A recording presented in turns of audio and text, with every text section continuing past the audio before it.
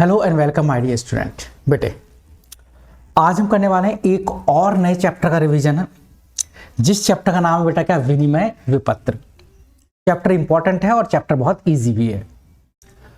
अब हम इस चैप्टर के रिवीजन में क्या क्या करेंगे। पहली बात तो क्लास लगभग 15 से 20 मिनट की होगी, इससे ज्यादा की क्लास बेटा हम नहीं लेंगे।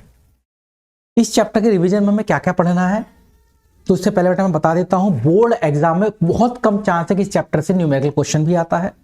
उसकी वीडियो ऑलरेडी आपके पास ग्रुप पर पड़ी हुई है।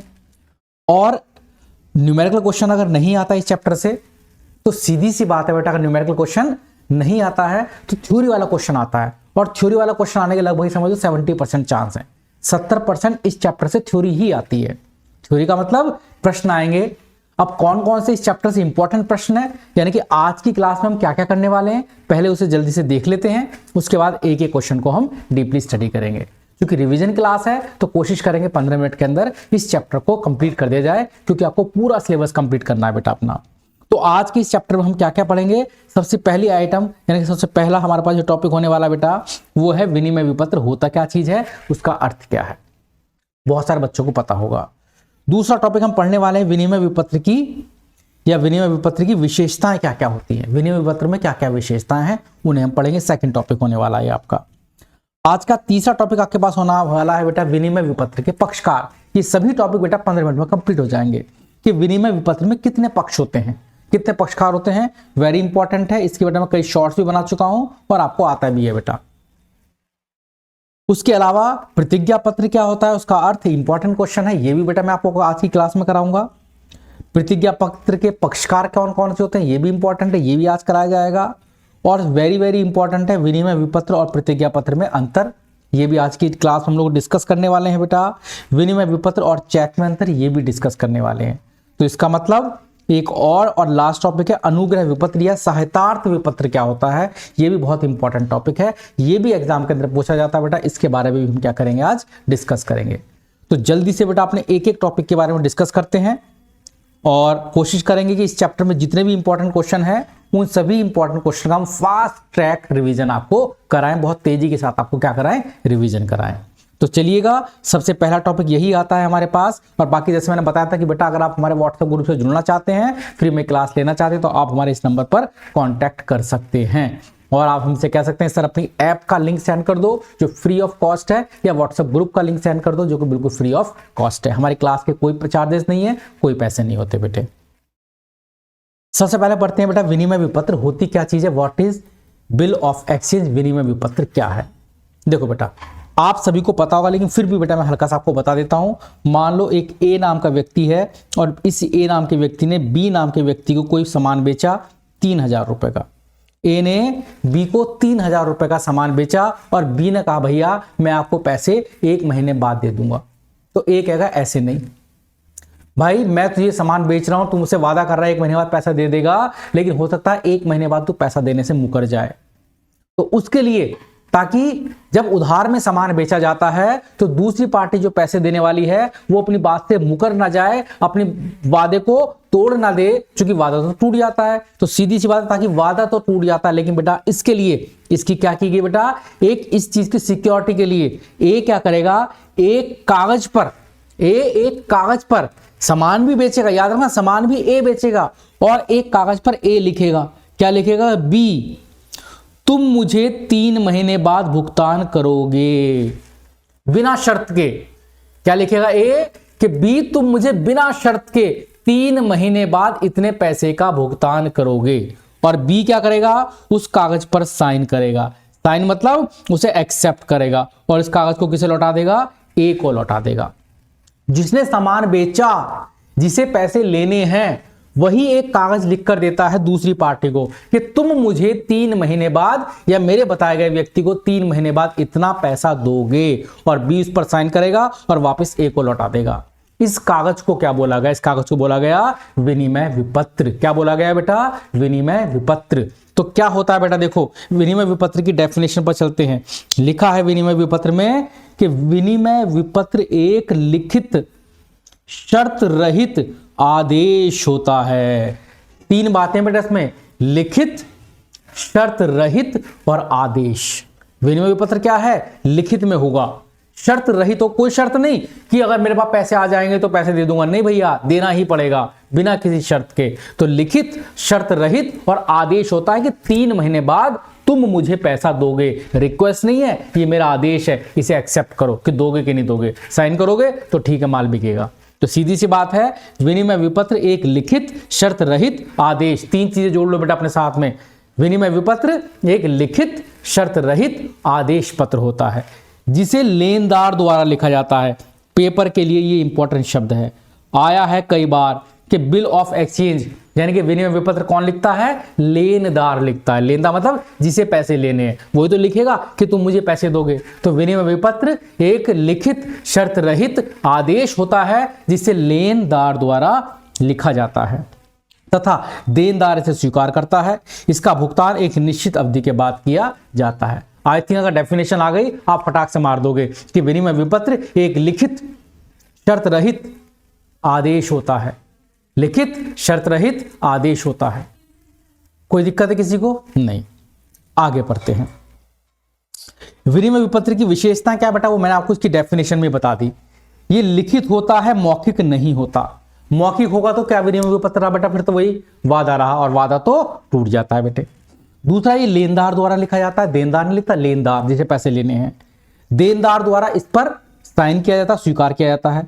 यह शर्त रहित आज्ञा होती है। इसमें 3 पक्षकार होते हैं। अगला प्रश्न यहीं से तैयार हो गया, एग्जाम के अंदर कई बार पूछा जाता है कि विनिमय विपत्र में कितने पक्षकार होते हैं? 3 पक्षकार। एक लेखक जो उस बिल को लिखेगा, एक यानी कि लेनदार, लेनदार। दूसरा स्वीकारकर्ता जो इस बिल को स्वीकार करेगा, वो कौन होता है बेटा? एक तरह से देनदार।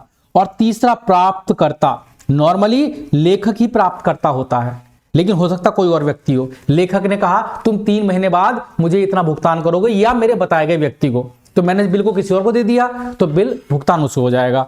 तो लगभग 2 ही होते हैं बेटा, लेकिन लिखे 3 जाते हैं। एक लिखने वाला अलग हो सकता है, स्वीकार करने वाला अलग हो सकता है, और जिसे भुगतान मिलेगा, जिसे भुगतान मिलेगा उसे बोलते हैं प्राप्तकर्ता। वो अलग हो सकता है, लेकिन कभी कभी बेटा लेखक और प्राप्तकर्ता एक ही होता है, लेकिन अलग अलग भी हो सकता है। सर कैसे? मैंने बिल लिखा कि तुम मुझे 3 महीने बाद पैसे दोगे, और मैंने अपना बिल अपने भाई को दे दिया कि भाई तुम जाकर पैसे ले लेना, अभी बिल तुम्हारा हो गया, तो पैसे मेरे भाई को मिलेंगे, तो मेरा भाई तीसरा पक्ष हो जाएगा प्राप्तकर्ता। तो यहां पर 3 पक्ष हो सकते हैं, लेखक, स्वीकारकर्ता और प्राप्तकर्ता। तो ये 3 प्रश्न हो गए बेटा। विनिमय विपत्र क्या होता है? कंप्लीट, शर्त रहित आदेश होता है। इसकी विशेषता क्या है? कंप्लीट। ये मौखिक नहीं, लिखित होता है, लेनदार द्वारा लिखा जाता है, स्वीकार करना, देनदार स्वीकार करता है, शर्त रहित आज्ञा होती है, 3 पक्षकार होते हैं। इसकी विशेषताएं भी हो गई। अगला है विनिमय विपत्र के पक्षकार। अब बताने की आवश्यकता है नहीं, मैंने बता दिया। लेखक जो लेनदार कहलाता है, स्वीकारकर्ता जो देनदार होता है, और प्राप्तकर्ता जो उसका भुगतान प्राप्त करता है, यानी कि 3 पक्षकार होते हैं। बहुत इंपॉर्टेंट है, पेपर के अंदर ये प्रश्न आना है। विनिमय विपत्र के पक्षकार, पेपर के अंदर ये प्रश्न आना है, लिख लो विनिमय विपत्र के कितने पक्षकार होते हैं। अगला प्रश्न है प्रतिज्ञा पत्र क्या होता है? प्रतिज्ञा पत्र, देखो प्रतिज्ञा पत्र में जिसे पैसे देने हैं ना बेटा, वो लिखता है।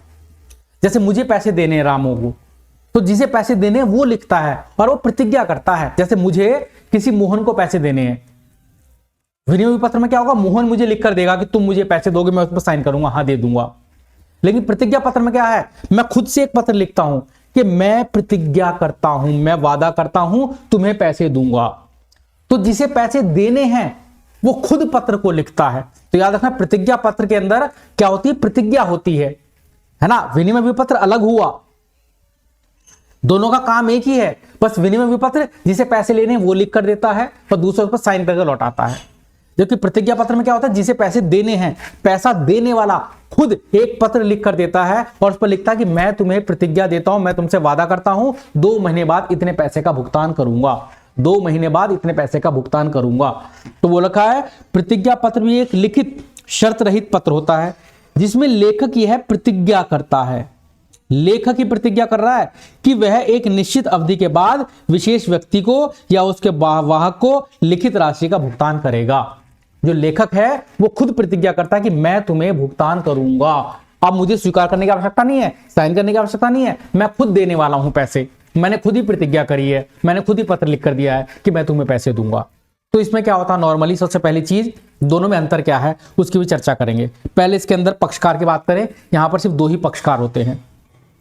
एक लेखक यहां पर देनदार होता है, जो पैसे देने वाला है वही इस बिल को लिखेगा, डेटर इस बिल को लिखता है बेटा। और दूसरा प्राप्त करता है, क्योंकि देनदार ही जो पैसे देने वाला वही लेखक है, दूसरा भाई एक देने वाला होगा एक लेने वाला होगा, क्योंकि देने वाला यहां पर लेखक है। तो सिर्फ दो ही पक्षकार होते हैं प्रतिज्ञा पत्र में, पहली चीज। और वेरी वेरी इंपॉर्टेंट प्रश्न है कि विनिमय विपत्र और प्रतिज्ञा पत्र में अंतर बताओ, बहुत इंपॉर्टेंट है। तो अगर दोनों में हम अंतर की बात करें ना बेटा, मैंने बताया था विनिमय विपत्र एक आज्ञा थी कि तुम मुझे पैसे दोगे, प्रतिज्ञा पत्र में एक प्रतिज्ञा होती है लिखित कि मैं तुम्हें पैसे दूंगा। विनिमय विपत्र में आज्ञा थी कि तुम मुझे पैसे दोगे, तो विनिमय विपत्र एक लिखित आज्ञा होती है, जबकि प्रतिज्ञा पत्र एक लिखित प्रतिज्ञा होती है। इसमें तीन पक्षकार हैं, लिखने वाला अलग, देने वाला अलग और प्राप्तकर्ता अलग हो सकता है, जबकि इसमें केवल दो पक्षकार होता है। किसमें बेटा, प्रतिज्ञा पत्र में। इसे लेनदार द्वारा लिखा जाता है और इसे देनदार द्वारा लिखा जाता है। जिसे भुगतान करना है वो खुद लिखता है। इसे स्वीकार करना आवश्यक है, यानी कि इस पर साइन करता है बेटा जो पैसे देने वाला है, और ये पैसे देने वाला लिखता है, तो इसे स्वीकार करना आवश्यक नहीं है। विनिमय विपत्र को स्वीकार करना पड़ता है, जबकि प्रतिज्ञा पत्र को स्वीकार नहीं करना। प्रतिज्ञा पत्र में तो वही है जिसने पैसे देने उसने लिख कर दिया है, और वो तो खुद ऑटोमेटिक उसके साइन होंगे। आगे बढ़ते हैं, विनिमय विपत्र और चेक में क्या अंतर है। बड़ा आसान है लेकिन इंपॉर्टेंट ये भी है, एग्जाम के अंदर ये भी पूछा जाता है। विनिमय विपत्र और चेक में अंतर बताओ, इंपॉर्टेंट प्रश्न पेपर में कई बार पूछे गए हैं कि विनिमय विपत्र और चेक में अंतर बताओ। तो विनिमय विपत्र नॉर्मली क्या होता है बेटा, किसी व्यक्ति पर लिखा जाता है कि भाई ये मुझे भुगतान करेगा, जबकि चेक बैंक के ऊपर लिखा था बैंक भुगतान करेगा। विनिमय विपत्र का भुगतान कोई व्यक्ति करता है, जबकि चेक का भुगतान बैंक करता है बेटा। तो याद रखना, चेक बैंक के लिए लिखा जाता है कि बैंक इसका भुगतान करे, जबकि विनिमय विपत्र कोई व्यक्ति के ऊपर लिखा जाता है, उसका व्यक्ति भुगतान करता है, पहली चीज। दूसरा, विनिमय विपत्र को स्वीकार करना पड़ता है, जो भुगतान करेगा वो उस पर साइन भी करता है कि हाँ मैं भुगतान करूंगा। चेक पर बैंक कोई अपने साइन नहीं करता कि हाँ मैं भुगतान करूंगा, तो चेक को स्वीकार करने की आवश्यकता नहीं होती। आप अपने साइन करके भेजोगे, बैंक ऑटोमेटिक भुगतान करेगा। तो चेक का भुगतान तो बैंक को करना ही पड़ता है, तो बैंक को कोई साइन नहीं करने बेटा, यानी कि बैंक को स्वीकार करने की आवश्यकता नहीं होती, जबकि विनिमय विपत्र को स्वीकार करने की आवश्यकता होती है। विनिमय विपत्र में बैंक का होना आवश्यक नहीं, बैंक होना हो तो भी काम चल जाएगा, कैश भुगतान कर देंगे, जबकि चेक तो बिना बैंक के काम ही नहीं करता बेटा। तो चेक के लिए किसी बैंक का होना आवश्यक है, या बैंक में खाते का होना आवश्यक है, ऐसे बोल सकते हो। इसका रेखांकन नहीं किया जाता बेटा। आप चेक जब पढ़ेंगे, मैं चेक का रिवीजन कराऊंगा तब आपको बताऊंगा कि चेक के अंदर क्या होता है बेटा। चेक के अंदर एक विशेषता होती है, चेक का रेखांकन किया जाता है, चेक के कोने पर कोई लाइनें खींची जाती हैं, बड़ा इंपॉर्टेंट टॉपिक है, जबकि इसका रेखांकन नहीं किया जाता। इस पर टिकट लगाए जाते हैं, चेक पर टिकट नहीं लगाए जाते। इसमें अनुग्रह दिवस होते हैं, इसमें अनुग्रह दिवस नहीं होते। हल्का सा बेटा आप पढ़ लोगे, चूंकि रिवीजन में कोशिश कर रहा हूं कि बहुत जल्द से जल्द आपको सारी चीजें आ भी जाएं और आपको बेटा कंप्लीट भी हो जाए। मैंने कहा था बेटा कोशिश करूंगा 15 मिनट के अंदर आपके इस क्लास को समाप्त करने की। तो 15 मिनट तो छोड़ो, अभी केवल 13 मिनट हुई है और लास्ट टॉपिक बचा है अनुग्रह विपत्र या सहायतार्थ बिल क्या होता है। वेरी इंपॉर्टेंट है, एग्जाम में पूछा जा चुका है भाई, तो इस बार भी पूछा जाएगा अनुग्रह विपत्र क्या होते हैं या सहायतार्थ बिल क्या होते हैं। अनुग्रह दिवस या सहायतार्थ बिल क्या होते हैं, पढ़ते हैं फिर से बेटा। अनुग्रह दिवस किसे कहेंगे या सहायतार्थ बिल किसे कहेंगे। हल्का सा बेटा पहले मैं आपको इसे समझाता हूं, जहां थोड़ा सा स्पेस मिल जाए मुझे। देखो बेटा, एक ए है और एक बी है। ए को पैसे की जरूरत है, ए को पैसा चाहिए।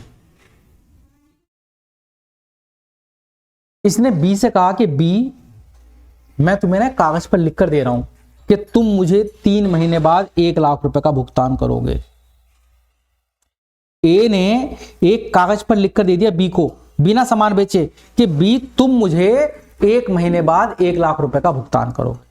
ए ने बी पर एक कागज लिख दिया कि तुम मुझे 1 महीने बाद भुगतान करोगे या 3 महीने बाद भुगतान करोगे। 3 महीने के बाद तुम मुझे क्या करोगे, भुगतान करोगे। ए ने ये चीज किस पर लिख कर दे दी, बी पर लिख कर दे दी कि तुम मुझे 3 महीने के बाद 1 लाख रुपए का भुगतान करोगे, बिना बात के। क्यों? क्योंकि ए ने बी से बोला था भैया देखो मेरे ना पैसे की जरूरत है, तुम बस इस बिल पर साइन कर देना, तुम बस इस बिल पर साइन कर देना। बी ने कहा भाई मैं साइन कर दूंगा, तो इससे क्या होगा, ए ने कहा बस तू साइन कर दो कि तुम मुझे 3 महीने बाद पैसे दोगे, तो बी ने इसके ऊपर साइन कर दिया और बिल किसे लौटा दिया, ए के पास। अब ए के पास ये बिल आ गया, बिना सामान बेचे। बी ए का मित्र था, ये दोनों मित्र हैं आपस में, तो ए ने ट्रिक सोची कि मैं बी पर बिल लिख दूंगा और 20 पर साइन कर देगा कि हाँ मैं 3 महीने बाद तुम्हें पैसे दे दूंगा।